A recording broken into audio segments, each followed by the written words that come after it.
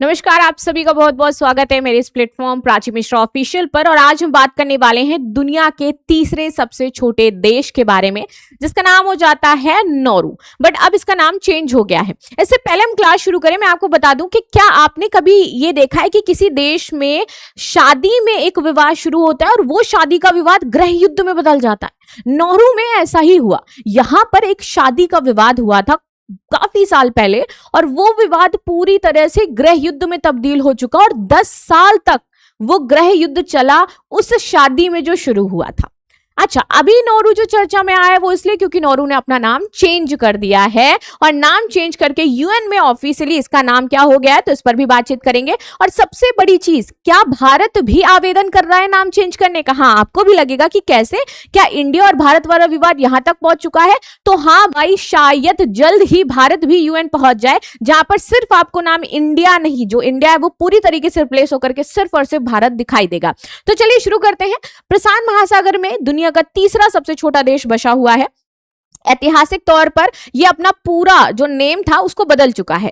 अब ये देश क्या है, आधिकारिक तौर पर जाना जाएगा रिपब्लिक ऑफ नाउएरो के नाम से। कैसे जाना जाएगा? नाउएरो, जिसका नाम क्या था? नौरू नाम था। ये वहां की जो जनजाति प्रजाति एक तरीके से आपको देखने को मिल जाएगी, ठीक है। और यूएन में फाइनली इस रेजोल्यूशन को पास कर दिया है कि भैया हाँ, हम आपका नाम चेंज कर देते हैं। यूएन रिकॉर्ड्स में भी नाम चेंज हो चुका है। तो करीब 12,000 की आबादी आपको इस द्वीप पर मिलेगी। छोटा सा एक द्वीप देश हो जाता है। नौएरो उसका असली नाम है, जबकि नौरू विदेशी लोगों की सुविधाओं के लिए ये बोला जाना शुरू किया गया था। लेकिन बार बार क्या हो रहा था, जैसे कि इंडिया हम बोलते हैं ना कि हाँ भैया हम इंडिया के निवासी, हम भारत के निवासी हैं, तो वैसी वाली चीजें। तो अब क्या हो जाएगा, सिर्फ भारत रह जाएगा, ऐसा है। तो अब सरकार का मानना है कि समय आ गया है कि देश दुनिया के सामने अपनी मूल पहचान से हम जाने जाएं। तो हमारा नाम सिर्फ आधिकारिक तौर पर क्या है, तो भैया हम रिपब्लिक ऑफ नौएरो हो जाते हैं। और इसी सोच के तहत देश ने अपना पुराना नाम छोड़ दिया और नए नाम, अपनी भाषा, अपनी संस्कृति, इसको उजागर किया है। अच्छा, अब शादी विवाद में ये 19वीं सदी के आखिर तक तो ये हमारा एक छोटा सा द्वीप होता है। इसकी पूरी जो हिस्ट्री अगर मैं बात करूं तो 1878 में देश आपको अस्तित्व में आता हुआ दिखाई देगा। 1888 तक 10 साल तक यहाँ पर खूनी संघर्ष चलता है, सिर्फ और सिर्फ वही एक शादी में जो विवाद शुरू हुआ था, भाषा, परंपरा, जाति, इसको लेकर के। और सोचो कि वो शादी का एक विवाद इतना लंबा छिड़ गया, ठीक है। और वो देश कौन सा है? Republic of नौएरो। नाउ, तो यूरोपीय व्यापारी नारियल और अन्य सामान का व्यापार करने के लिए यहाँ पर आते थे 1870s में। फिर 1878 में एक शादी समारोह होता है, और यहाँ पर क्या होता है कि रीति रिवाज को लेकर के थोड़ा सा दिक्कत होना शुरू हो जाती है। इसके बाद बदला शुरू हो जाता है, 12 कबीलों के बीच में युद्ध होता है और विनाश तथा शासन देखने को मिलता है। इसके बाद हस्तक्षेप करते हैं बाहर से आकर के। जर्मनी ने काफी टाइम तक इस पर शासन किया है। फिर जर्मनी से ये आजाद होकर के फाइनली आपको देश देखने को मिलेगा। 1990 के दशक तक नौएरो गंभीर आर्थिक संकट में फंस गया था। क्यों? क्योंकि नौएरो के पास पता है पहले क्या था? फॉस्फेट था। तो फॉस्फेट की वजह से ये दुनिया के उन सबसे अमीर द्वीपीय देशों में आ गया था, जहां पर एक खनिज हो जाता है। फिर धीरे धीरे करके हर एक देश ने इससे खनिज निकाला, और फाइनली क्या हुआ कि ये जो खनिज था ये खत्म हो गया। और जैसे ही 1990 के दशक में खनिज खत्म होता है, यहां पर फाइनली इसका दौर पूरी तरीके से बदल जाता है और आर्थिक तंगी शुरू हो जाती है, ठीक है। तो यहां पर नौएरो आर्थिक तंगी से कब तक जूझा? 1990 तक जूझता है, क्योंकि फास्फेट पूरी तरीके से खत्म हो चुका था। 12,000 लोग यहां निवास करते थे। इनकी आर्थिकी तौर पर अगर मैं बात करूं तो कोई बहुत अच्छी चीज थी नहीं, ठीक है। आगे आ जाते हैं। ये आप मैप में देख लो कि ये हो जाता है छोटा सा हमारा नौएरो, जहां पर 12,000 की पॉपुलेशन है। इसके जस्ट बगल में आपको ऑस्ट्रेलिया देखने को मिलेगा, और इधर हो जाता है हमारा इंडोनेशिया। चलिए आगे आ जाते हैं। 4 साल पहले तुर्की ने भी अपना नाम चेंज किया था, अगर आपको याद हो तो नौएरो का फैसला दुनिया में बढ़ रहे चलन का हिस्सा माना जा रहा है, जिससे देश अपनी स्थानीय भाषा और ऐतिहासिक पहचान को फिर से प्रमुखता दे रहे हैं, ठीक है। ये हमारी जो स्थानीय भाषा है, जो स्थानीय पहचान है, वो लोगों के सामने आना चाहिए।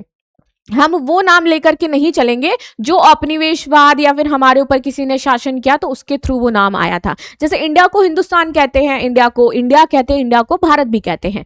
तो हमें लगता है ना कि भैया ये जो नाम है इंडिया, ये इन्होंने दिया, या फिर हिंदुस्तान होना चाहिए था नाम पूरी तरीके से, या भारत होना चाहिए था। तो ये वाली प्रॉब्लम है। तो हमारी संस्कृति क्या अलाउ करती है? हमारी संस्कृति कहती है कि भैया भारत नाम होना चाहिए, right. President of Bharat, like prime minister of Bharat. तो वैसी ही वाली चीजें यहाँ पे हो जाती है कि भारत भारत भी सांस्कृतिक तौर पर अपने नाम को बदलना चाहता है और उसने यूएन में इसके लिए दाखिला भी दिया है। इससे पहले 2018 में अफ्रीका देश स्विट्जरलैंड ने अपना नाम बदल करके स्ताविनी कर लिया था 2018 में। 2022 में तुर्की ने संयुक्त राष्ट्र से अनुरोध करके अंतरराष्ट्रीय स्तर पर अपना नाम तुर्की करवाया था। ठीक है, नाउरू का मानना है कि किसी देश की पहचान केवल उसकी सीमाओं से नहीं होती है। ऑफ कोर्स अगर मैं बात करूं भारत देश की पहचान क्या सिर्फ हमारी बाउंड्री से नहीं, हमारी संस्कृति सबसे ऊपर है। हमारा जो इतिहास है वो हमें समृद्ध बताता है, हमारा जो इतिहास है वो हमें हमारी पहचान देता है। तो भाषा, संस्कृति, इतिहास ये किसी देश की नींव होती है और यही सबसे बड़ा आधार है किसी देश के फॉर्मेशन की। अगर मैं बात करती हूँ किसी अरे यार वो देश कैसे होगा, लोग होंगे, बाउंड्री होगी, लेकिन उनका तो अपना कुछ कल्चर, सभ्यता, संस्कृति कुछ ना कुछ तो होगा ही ना, तभी तो वो देश तभी तो दूसरे देशों से अलग होता है। तो वही बात सेम इसमें हो जाती है। इसी सोच के साथ उसने दुनिया के सामने अपनी मूल पहचान को आधिकारिक रूप से वापस स्थापित करने का फैसला लिया है।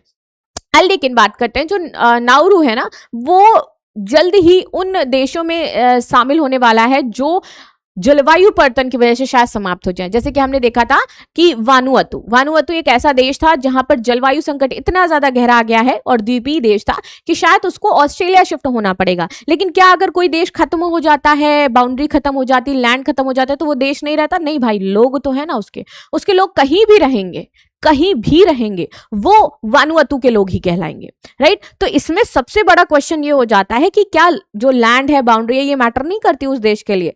देखो, जब एक बार यूएन में मेंशन हो गया ना कि ऐसा एक देश था या ऐसा एक देश है, अब वो जलवायु संकट की वजह से समाप्त हो जाए तब भी वो देश रहेगा, उसके लोग रहेंगे, वरना वो बेचारे, उनका जो पासपोर्ट है वो चला जाएगा, वो कहाँ जाएंगे, क्या करेंगे, उनकी कोई पहचान नहीं होगी, फिर वो शरणार्थी हो जाएंगे और शरणार्थियों को वैसे भी कोई देश इज्जत नहीं देता है, वो भगा देगा। तो इसीलिए यूएन ने बनाया कि देखो भैया, लैंड चला जाए, बाउंड्री चले जाए, नो इशू, वो देश रहेगा, उस पासपोर्ट पर मेंशन है ये वानुअतु का है तो ये वानुअतु का रहेगा, सिंपल।